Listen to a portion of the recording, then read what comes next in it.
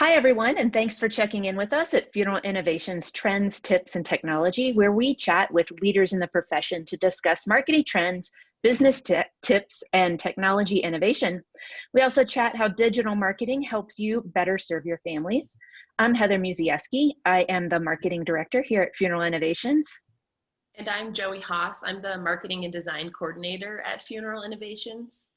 And our guests with us today are Michael Davis, Director of Corporate Sales with DNA Memorial, and Ryan Lehto, CEO of DNA Memorial. So thanks, guys, for being on the show with us today. Could you just get us started by telling us a little bit about yourselves and your business, what you guys do? Okay, great. So basically, we're in the business of DNA. It's kind of a unlikely spot. You think we'd be in the funeral industry, but that's actually turns out was the perfect fit. Unlikely, but that's what it was. So I'm actually did my PhD in biotechnology. I have a master's in biochemistry and an honors degree in biology. So I'm the one who progressed this science. We used to do, my last job was a director at the Paleo DNA lab. So we tried to get DNA from dinosaurs and mummies and stuff like that. So what we realized is that you didn't need to freeze DNA to keep it viable. So we have a patented process now where you actually get to store the DNA at room temperature, but it can actually be returned to the families now and stored at home.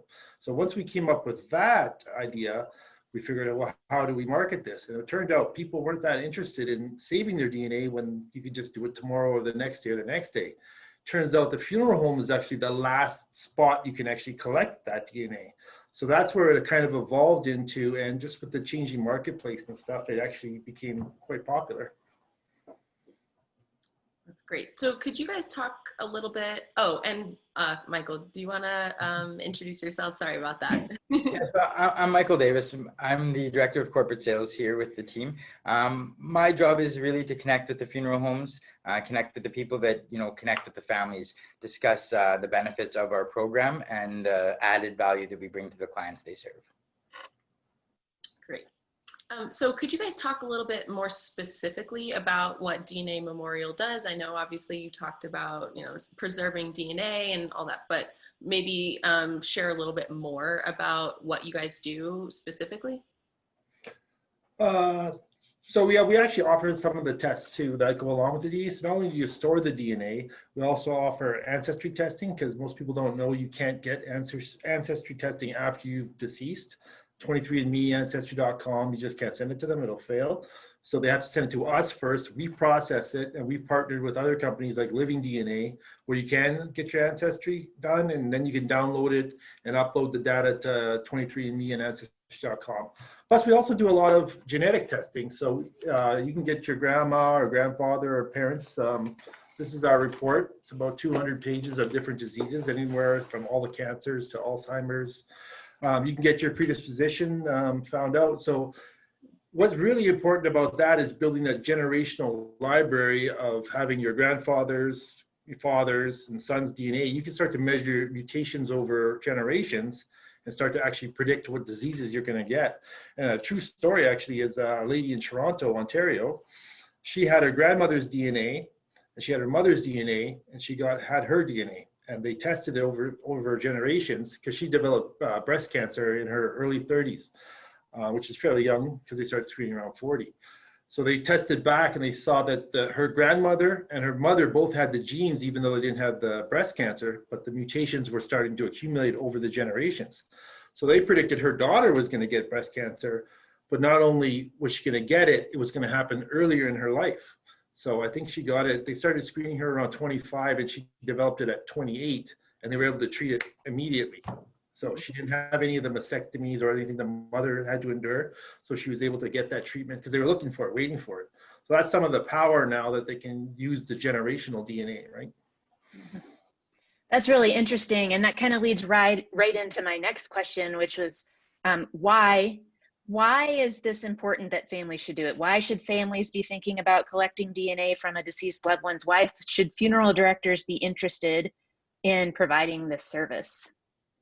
Okay, well, DNA itself modernizes the funeral homes. It brings up some new technology. It provides the funeral home itself with a new revenue stream that does not compete with any of their other offerings. But more importantly, as we touched on, it's what it does for the families that we serve. DNA is an added value service. We can preserve the family bloodlines, really truly figure out where your family has come from. We can also connect it with future generations, the generations that are around or generations that are yet to come. And like you said, with our predisposition report, we can provide life-changing information to the families and help bridge that gap between the death care and the health care.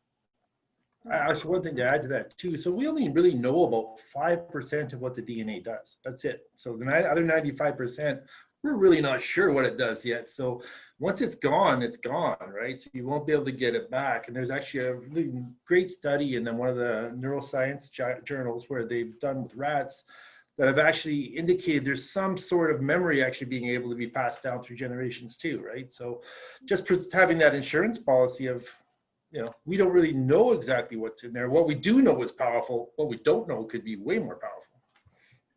That's really, really interesting. So could you talk about the storage process? Like, do you store it and preserve it? And why is it important to keep the stuff long term? So again, DNA degrades over time, right? So you can't just take some DNA and put it somewhere. Let me just grab this out here. This is what we store, how it looks. Let me come back to the camera. So this is what you get back when you get it back from the family. That's stored under nitrogen gas and dried. It kind of looks like a cremated remains, but not quite. But again, so you have to have it specially preserved and treated to be able to keep it, or else it'll just degrade over time. So some people think, oh, you can get DNA from ashes, or I'm going to cut some hair, or just take a swab. Over time, that's going to degrade, so it has to be specially treated. And we have that patented method. And what stored in that form too, it's not tested.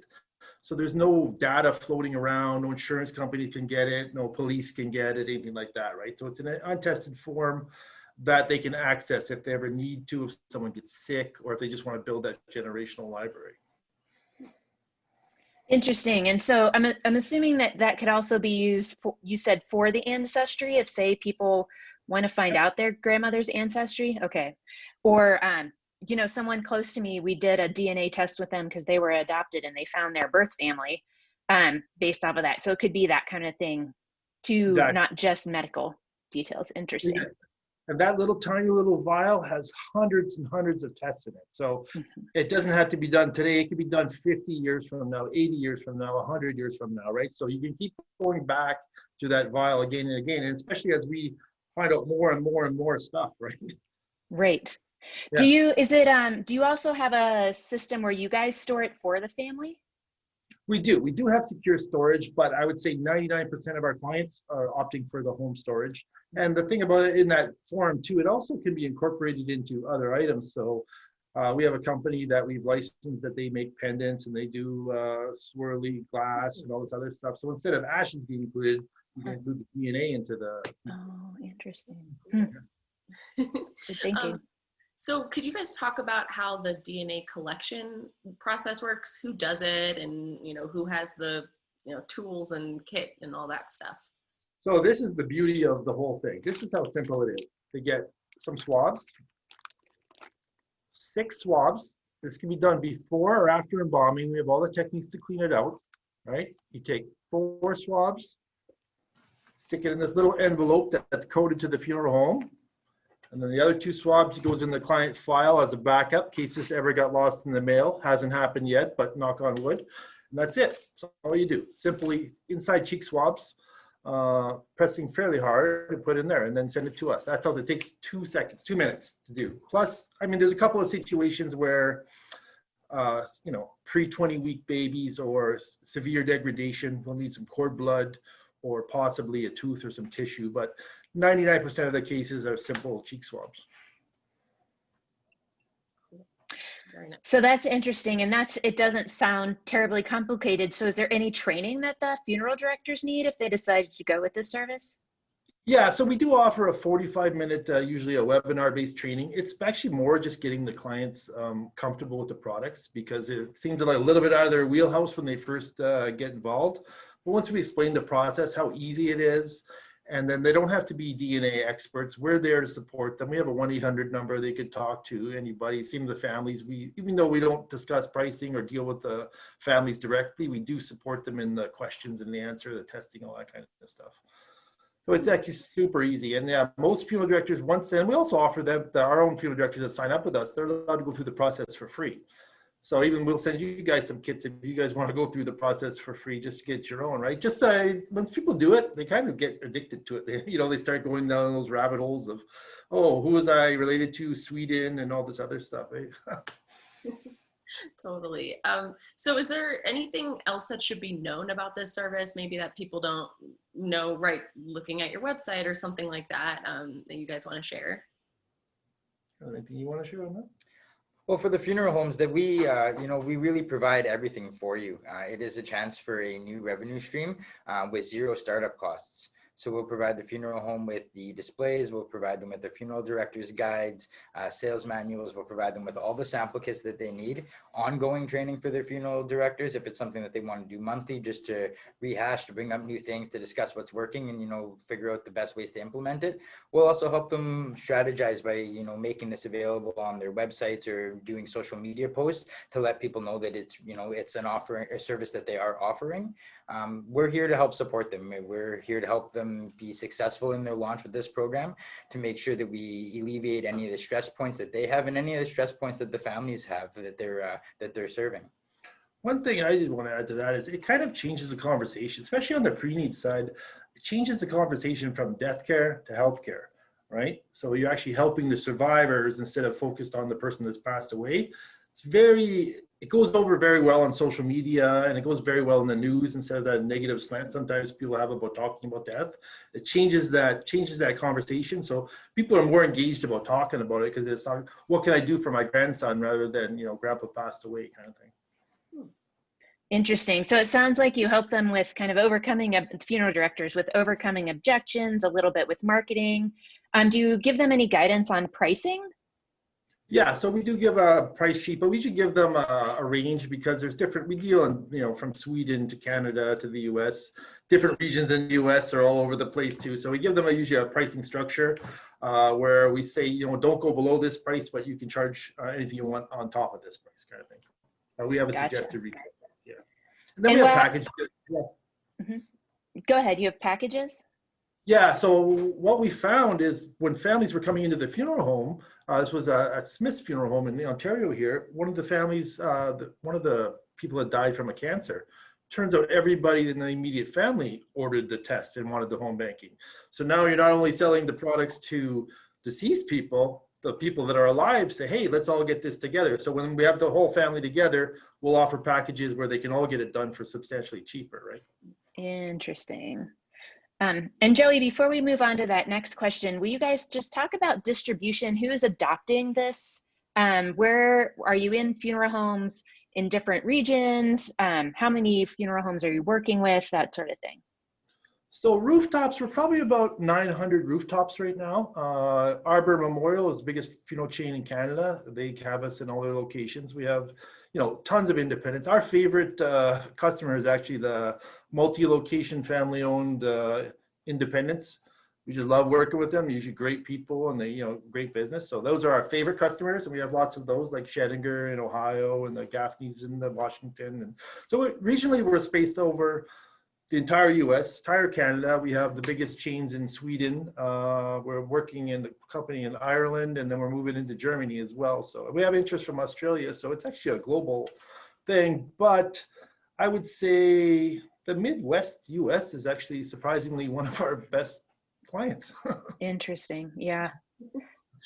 That's very cool. So we like to talk about, trends and innovation. And so what are trends that you guys are seeing in the industry right now? And what new innovations are you seeing kind of on the horizon for, it could be for death care, for the death care profession, or in the DNA biotech space, either one. But, if you guys have anything you're seeing coming up, that'd be, yeah, well, I noticed we just ended up in the funeral industry, so we really didn't know much about it. So we've really had this steep learning curve when we got in there. But what we noticed is there was no innovation in the funeral industry for like a long time, I think. So maybe in the past 10 years has accelerated so much. I think cremation and the internet's really pushed that. So it's forced funeral directors. A lot of younger women involved now too, which is really helping adopt new ideas, new stuff, I found. It's not just the old guy that's, you know, like, I'm the old funeral director from the 70s kind of thing. We run into those guys too, and some of them come aboard, but it's the younger people that are really pushing the innovation and the technology, like streaming video now, you know, doing DNA stuff, all this, so much new stuff coming. I bet you in the last 5 years, it's probably regressed more than in 100 years. Yes. Yeah, interesting. And do you see anything else in the DNA or biotech space pushing into this, into the funeral profession? Very much so, because now it's kind of becoming all integrated. So funeral homes are actually becoming these multi, you know, professional organizations. It's not just burying a guy doing a service.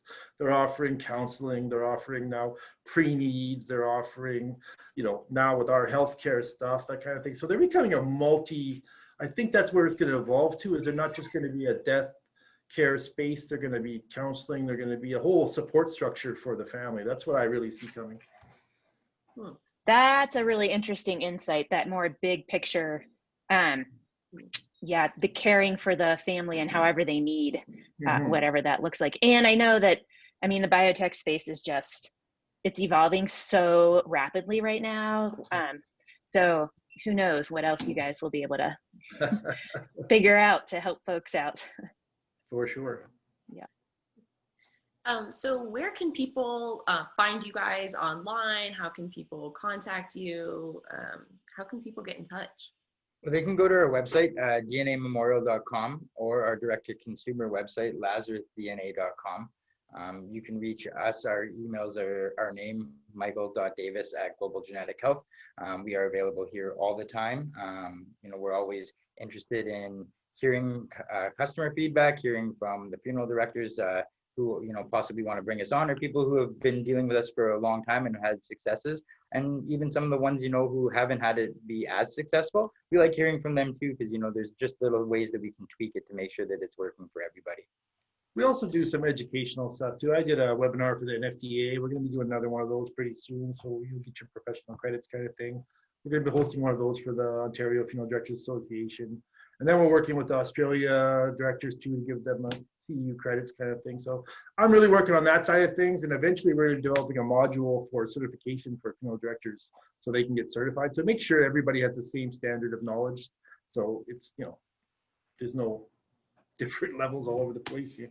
You can follow us on LinkedIn as well. It's another resource that we use to put out informative information for people, you know, stuff that might be up to date or new products or new services that we're going to be unrolling. We like to throw it out to there, and you know, that gets out to a lot of the funeral directors pretty quickly. Terrific. That's good to know. And Joey, will you be sure to put a link in the description so that people can get to that, and on that last slide? Awesome. Do you want to do the last question, Joey? Yeah, sure. So we have one last question for you guys. This is something we ask everybody. And so what is the biggest lesson you've learned since serving in this profession? So, you know, that could be in terms of funeral home and death care profession, or the biotech space, or both. I think for me in the funeral space, it's very emotional. Like we had some like babies pass away and stuff, and they send the pictures, and just being involved with that, it takes kind of an emotional toll, but at the end of it, it's very rewarding, right? So it's very difficult, but at the end of it, it's worth it. So that's where I kind of got that emotional connection, where even though some days it's really tough, at the end of the day, you just feel really good going home. And it's counterintuitive that you're dealing with loss and all this other stuff, but you get a real sense of, I don't know, accomplishment, or hard to say, but something like that. What would be yours? Yeah, it's you know, just answering those important questions for the families. A lot of families, you know, answer like, why did this happen? You know, how is it going to happen to me, or can it happen to me? Being able to answer those is, you know, it's very life-changing for the family. I have 2 boys who suffer with a genetic disposition. If it wasn't for genetic testing, we wouldn't have found this out so early. So they're receiving early treatment as early as 1 year old. They started getting treatment to avoid some of the things that I've went through. And just knowing that we can be that change for other families, you know, it is a real big eye-opener. And that's, I think what you're specifically talking about, Mike, might apply to those families that unfortunately lose a child or have something like that going, can really get them some answers to the questions. Wow, what a powerful tool. Yeah. So those are all the questions we have for you guys. Thank you so much, Ryan and Mike. We really appreciate your time. And thanks for joining us this week on Funeral Innovations, Trends, Tips, and Technology. So we'll be posting this video on our blog, on our YouTube channel, and on our Facebook feed. So you'll be able to access it there. And feel free to check back in with us next week because we'll have another show. So if you have topics you'd like to see discussed or someone you'd like to hear from in an interview, add it in the comments down below, and be sure to visit our website at funeralinnovations.com. Thank you so much, you guys. Have a great day. Thank you. All right.